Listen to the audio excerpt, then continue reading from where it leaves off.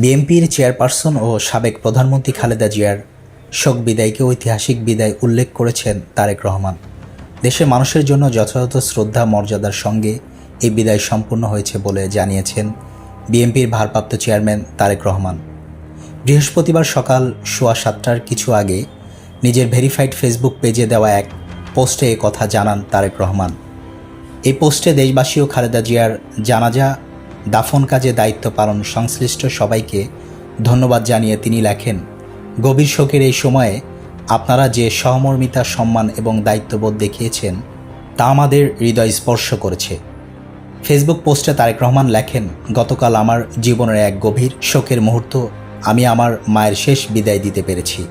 এটি এমন এক ঐতিহাসিক বিদায় যা দেশের মানুষের জন্য যথাযথ শ্রদ্ধা ও মর্যাদার সঙ্গে সম্পূর্ণ হয়েছে, আর সেটি সম্ভব হয়েছে তাদের যত্ন, দায়িত্ববোধ ও পেশাদারিত্বের কারণে।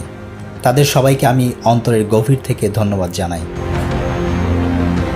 দেশনেত্রীর অন্তিম যাত্রার অবিরত দায়িত্ব পালন করেছেন বাংলাদেশ সেনাবাহিনী, নৌবাহিনী ও বিমান বাহিনীর কর্মকর্তা ও সদস্যরা। আপনারা শুধু শৃঙ্খলা বজায় রাখেননি, শোকময় পরিবেশেও মানবিকতার উদাহরণ দেখিয়েছেন। আপনারা আমাদের সবাইকে নিরাপদে রেখেছেন এবং শান্তিপূর্ণভাবে জানাজায় অংশগ্রহণের সুযোগ দিয়েছেন। নিরাপত্তা ও আইনশৃঙ্খলা রক্ষাকারী বাহিনীর সকল নারী পুরুষ সদস্যদের আমি ধন্যবাদ জানাই, যার মাঝে রয়েছে মাননীয় স্বরাষ্ট্র উপদেষ্টা, পুলিশ, বিজিবি, আনসার ও বিডিভি এবং এপিবিএন। আপনাদের ধৈর্য, সততা ও দায়িত্ববোধের কারণে লক্ষ লক্ষ মানুষ নিরাপদে একত্রিত হয়ে শোক প্রকাশ ও শ্রদ্ধা জানাতে পেরেছে এবং শান্তিপূর্ণভাবে ফিরে যেতে পেরেছে।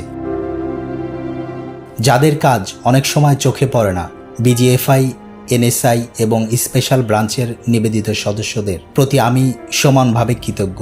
মাননীয় জাতীয় নিরাপত্তা উপদেষ্টা, সশস্ত্র বাহিনী বিভাগের পিএসও, ডিজি, এসএফএফ, গৃহায়ন ও গণপূর্ত, তথ্য সম্প্রচার, আইন, বিচার ও সংসদ বিষয়ক, সংস্কৃতি ও ধর্ম বিষয়ক মন্ত্রণালয়ের মাননীয় উপদেষ্টাগণ ও কর্মকর্তা কর্মচারীদের অবদানও আমি কৃতজ্ঞতার সঙ্গে স্মরণ করছি।